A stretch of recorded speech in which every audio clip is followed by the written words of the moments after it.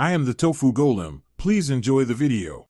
In this video, I will show how to configure Zyxel Router Easy Guide. Grab your Zyxel router, power it on, and connect a laptop to a LAN port with an Ethernet cable. Open your browser, type the router IP, and log in using the default credentials. After login, update the admin password right away and save a local backup of the settings for quick recovery.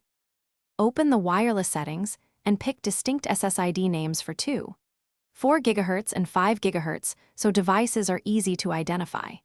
Select WPA2 or WPA3 for security and create a strong Wi-Fi password of at least 12 characters.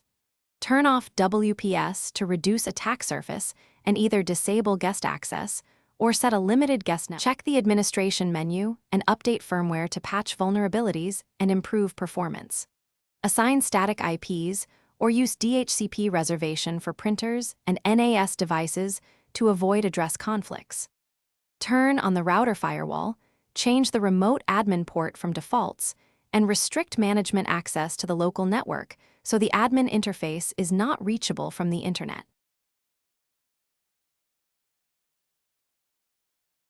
Thanks for watching. Consider subscribing if we helped you today.